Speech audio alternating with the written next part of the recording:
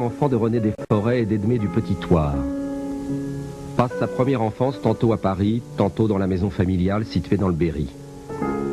Est mis en pension d'abord dans une école privée, puis vers l'âge de 13 ans, en Bretagne, dans un collège religieux qui prépare à la marine. Il y a en effet certainement un goût pour la mer que j'ai toujours eu. Ça répond aussi à une espèce de tradition familiale. Du côté de ma mère, depuis des générations, tous mes parents, enfin grands-parents et arrière-grands-parents, ont été marins, bien qu'ils ne soient pas du tout d'une région proche de la mer. Si bien qu'on m'a en effet envoyé dans un collège alors en Bretagne, et je suis resté pensionnaire pendant plusieurs années, mais j'ai renoncé à cette vocation pour des raisons de compétence, enfin d'inaptitude plutôt.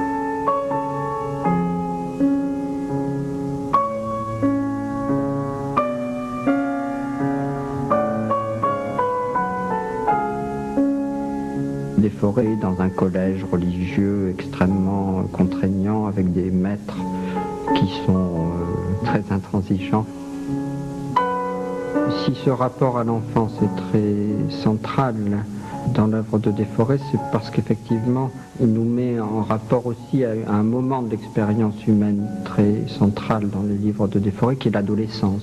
Donc on a perdu cette intégrité première, on l'a perdu par l'usage de la parole, on la perd par la découverte du désir de l'autre. Et donc il y a sans arrêt dans l'œuvre de Desforêts un moment de réaction, notamment à l'adolescence, où l'adolescent décide de ne plus parler. Au lieu que ce soit de la communication, il s'agira de promouvoir quelque chose qui ne passe par aucune médiation et qui soit une sorte de communion silencieuse.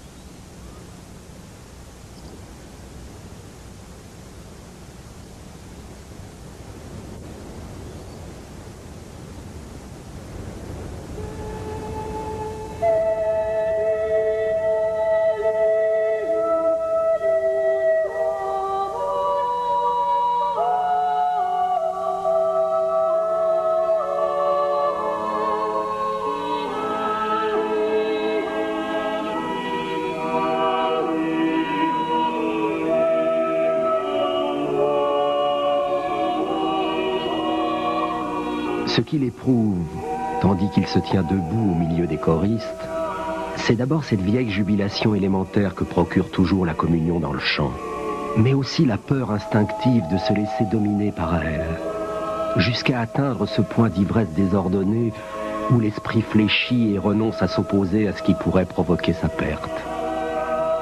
Il s'applique donc à ne chanter que du bout des lèvres. Sa voix reste discrètement fondue dans le cœur, mais pour s'épargner le reproche de manquer de zèle, il mime l'effort vocal par tout un jeu d'expression et de mouvements musculaires, et à chaque pause, l'essoufflement.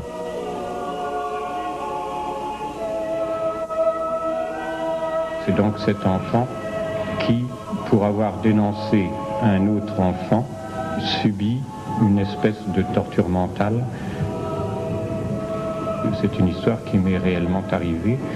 Étant au collège, en effet, j'avais décidé, à la suite des mêmes circonstances, de garder le silence. C'est un acte de méfiance à la fois à l'égard de l'écriture, de la parole, mais aussi de la mémoire. C'est une façon de vaincre le mutisme que d'écrire. À ce moment, quelque chose comme un vent déchaîné se lève et les espaces reculent. Un vide immense se creuse en lui, qui est en même temps plénitude. Aidé par la force insolite de l'incantation, dont le sens a cessé pour lui d'être insaisissable, il se sent retourné, et comme rejeté brutalement hors de l'espace et du temps, dans un monde d'évidence, où il lui semble que se trouvent résolues toutes les pénibles contradictions qui le déchiraient.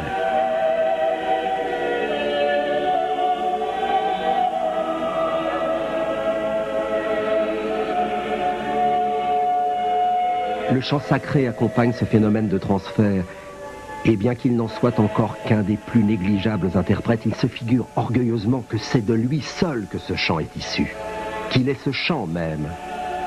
Et de fait, chaque fois qu'il lui semble que sa voix a atteint ses limites, c'est pour les dépasser encore, comme entraînée par un mouvement toujours accéléré dans une escalade vertigineuse et sans fin. Se jouant des difficultés, décuplant d'intensité, elle parvient à dominer celle des autres enfants qu'il cesse bientôt d'entendre, car la sienne le perce jusqu'à l'os. Et ainsi, peu à peu, par une sorte d'opération qu'il ne peut que difficilement évoquer, car elle est obscure et magique, sa voix se fait l'organe de sa puissance, l'attestation de sa conquête. Ce qu'il avait cru ne pouvoir obtenir que par un exercice long et méthodique du silence, il l'obtient d'emblée par le truchement imprévu d'un hymne séculaire, dont le thème banal est la gloire de Dieu et l'infirmité de ses créatures.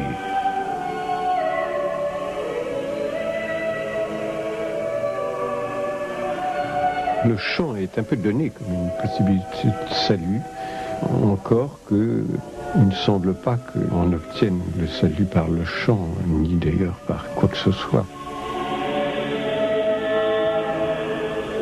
La musique qui vient le plus souvent dans les œuvres de Desforêts pour parler de ce rapport nostalgique a un rapport direct au monde, d'une certaine façon, un rapport qui serait comme ça non médiatisé, ou médiatisé sous une forme telle qu'il n'y a plus cette malédiction ou cette faute originelle du langage.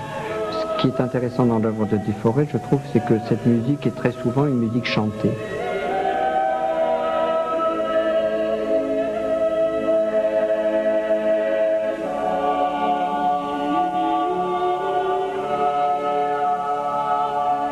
En réalité, il est vrai que j'ai toujours regretté de ne pas avoir fait des études de musique. Il se trouve que les circonstances l'ont empêché, il y a eu la guerre.